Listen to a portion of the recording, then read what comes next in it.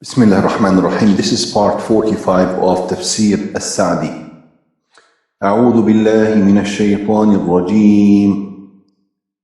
ومن الناس من يعجبك قوله في الحياة الدنيا ويشهد الله على ما في قلبه وهو ألد الخصام. Among people are those whose speech pleases you in this world, and they call Allah to witness as to what is in their hearts, yet they are the most contentious of opponents. وَإِذَا تَوَلَّى سَعَى فِي الْأَرْضِ لِيُفْسِدَ فِيهَا وَيُهْلِكَ الْحَرْثَ وَالنَّسْلَ وَاللَّهُ لَا يُحِبُّ الْفَسَادَ. When such a person leaves you, he strives to spread mischief in the land and to destroy crops and livestock. But Allah does not like mischief. وَإِذَا قِيلَ لَهُ اتَّقِ اللَّهَ أَخَذَتْهُ الْعِزَّةُ بِالْإِثْمِ فَحَسْبُهُ جَهَنَّمُ وَلَبِئْسَ الْمِهَادُ. When it is said to him, "Fear Allah," his arrogance leads him to sin. Hell is enough for him. Hell is enough for him. What a wretched resting place. When Allah Azza wa Jal commanded us to remember Him a great deal, especially at the best times, which is good and is in our best interest and is a righteous deed, He also told us about the one who speaks words, but his actions do not match his words.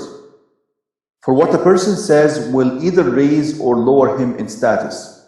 Hence Allah says, among people are those whose speech pleases you in this world. That is, when such a person speaks, his words please the listener.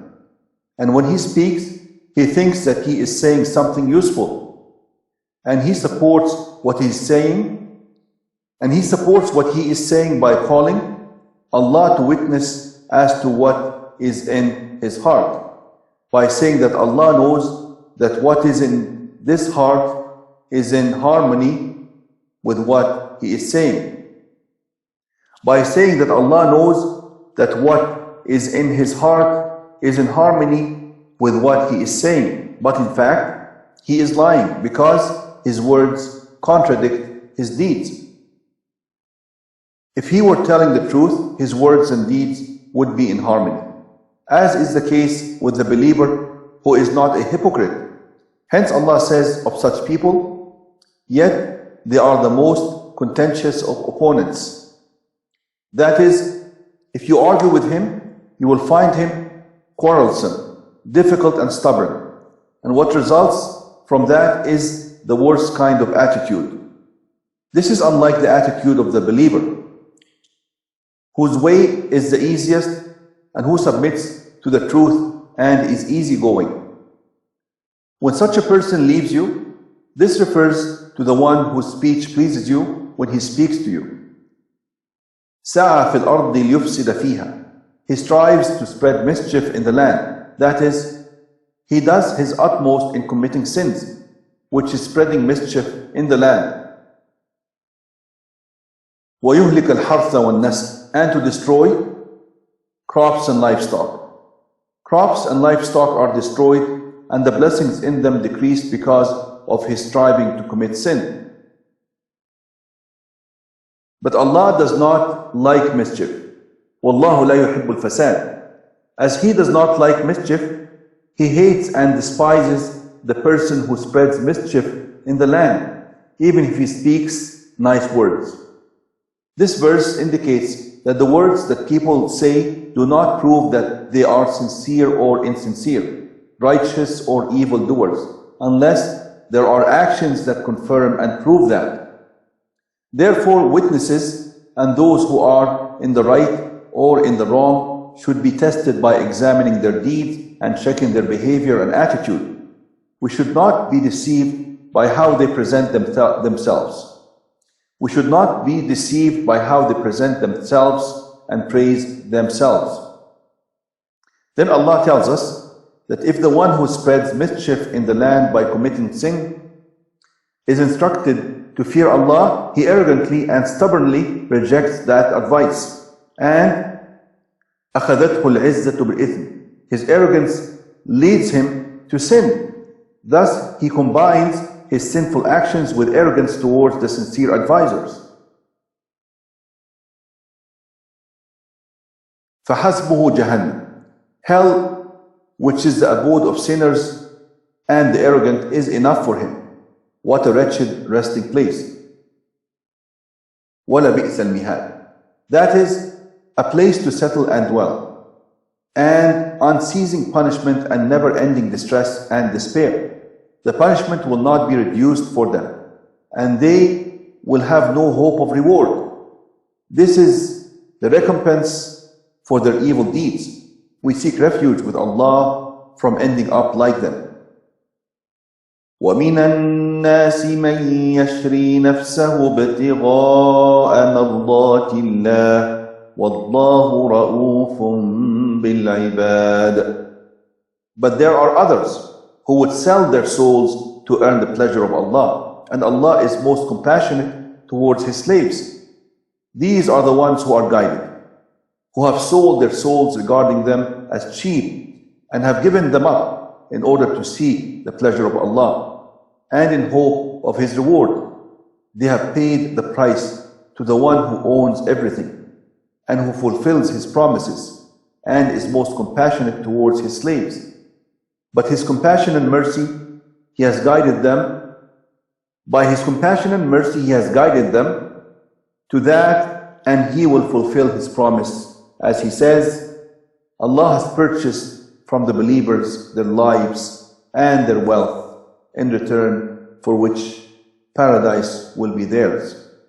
Quran chapter 9, verse 111, Surah At-Tawbah. To the end of the verse,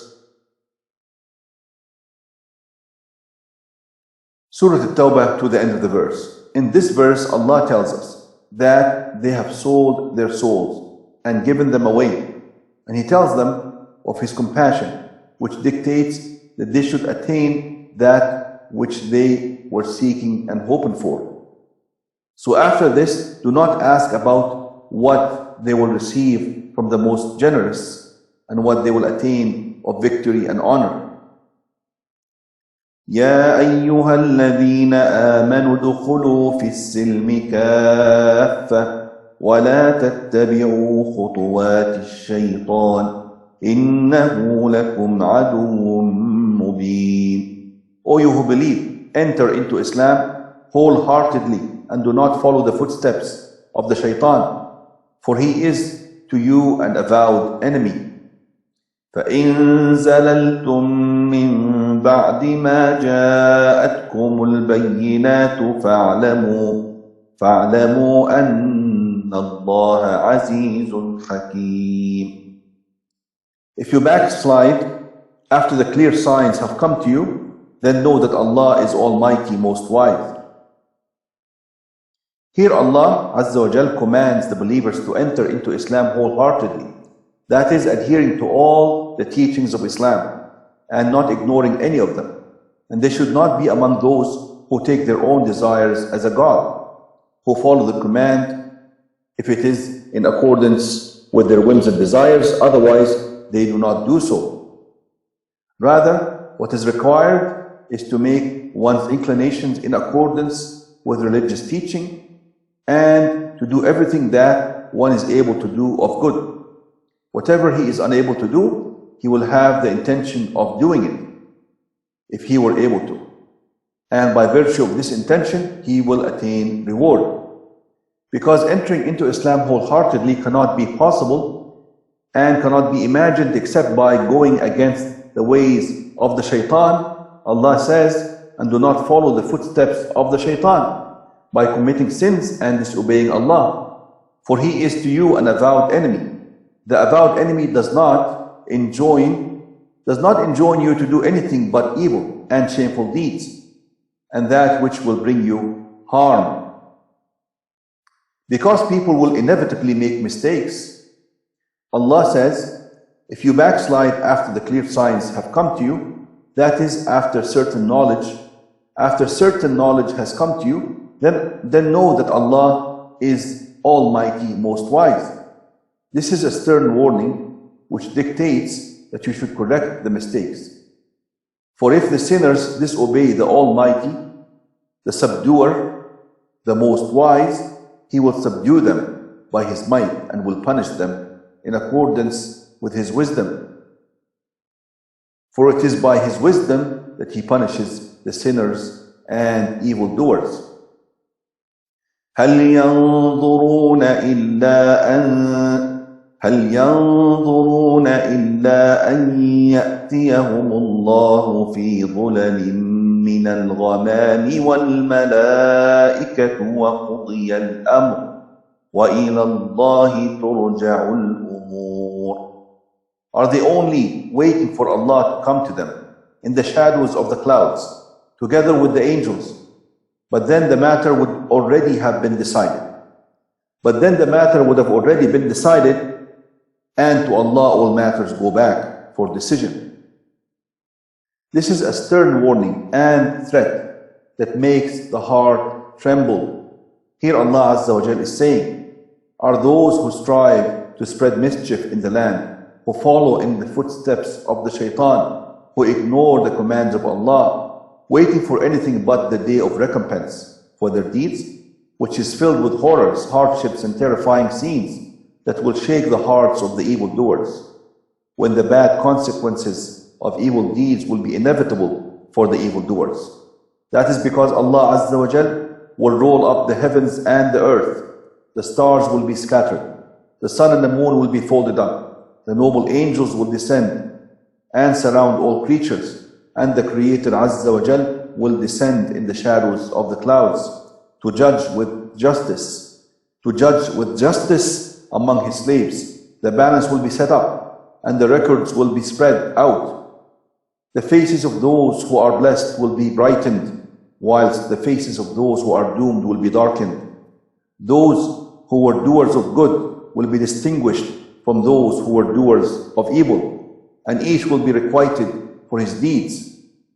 Then the wrongdoer will bite his hands when he realizes what his situation really is. This verse and others like it provide evidence for the view of Ahlul Sunnah and Jama'ah, who affirm the divine attributes such as rising above, descending, coming, and other attributes that Allah Azza wa Jal has affirmed for Himself, or that His Messenger Sallallahu Alaihi Wasallam has told us of. They affirm them in a manner that is befitting to the majesty and greatness of Allah, without likening Him to His creation, or misinterpreting or denying any attribute.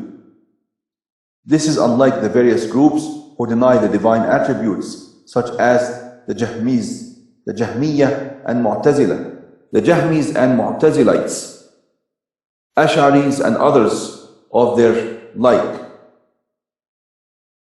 As a result of that, they deny the divine attributes and interpret them. As a result of that, they deny the divine attributes and interpret these verses in a manner for which they have no proof. Rather, their misinterpretation undermines what is stated in the Quran and what was stated by the Prophet ﷺ, and they claim that their view is the correct one. These people have no evidence from the texts and no rational basis for their opinion either. With regard to the texts, they acknowledge that the texts of the Quran and Sunnah apparently and even clearly support the view of Ahlul Sunnah and Jama'ah, and that in order to support their false view, the texts need to be interpreted in a manner other than that which is indicated by the apparent meaning. And they think that the texts should be added to and subtracted from. And they believe and they think that the texts should be added to and subtracted from. This, as you can see, is not acceptable to one who has the slightest amount of faith in his heart. From a rational point of view, there is nothing to support the notion that these attributes should be denied. Rather, reason indicates that being able to do a thing is more perfect than not being able to do it, and that divine actions having to do with the divine essence and those having to do with His creation are perfect. If they say that affirming these attributes is likening Him to His creation, the response is, speaking of the divine attributes is like speaking about the divine essence. Just as Allah has an essence that is not like any other essence, Allah has attributes that are not like the attributes of others. His attributes are connected to His essence, and the attributes of His creation are connected to their essences. Affirming them does not imply likening Him to His creation in any way whatsoever. It may also be said, to the one who affirms some of the attributes and denies others, or affirms the divine names but not the divine attributes, either you affirm everything that Allah has affirmed for Himself and that His Messenger ﷺ has affirmed, or you deny everything, which amounts to denying the very existence of the Lord of the worlds. As for you affirming some of the attributes and denying some, we say, show us the difference between those which you affirm and those which you deny. You will never find any difference between them. If you say, those attributes that I affirm do not lead to likening Him to His creation, the response of Ahl Sunnah is, affirming what you deny does not imply likening Him to His creation. If you say, I do not see in that which I deny anything but likening Allah to His creation, those who deny all the attributes will say, we do not understand what you do affirm as meaning anything other than likening Him to His creation. Thus the answer that you give to those who deny the divine attributes will be the same as the answer given by Ahl Sunnah concerning the attributes that you deny. The point is that whoever denies some of the divine attributes that are affirmed by the Quran and Sunnah whilst affirming others is contradicting himself, and there is no Sharia rational evidence for what he says. Rather, he is contradicting both reason and text. Walhamdulillahi Rabbil Alameen.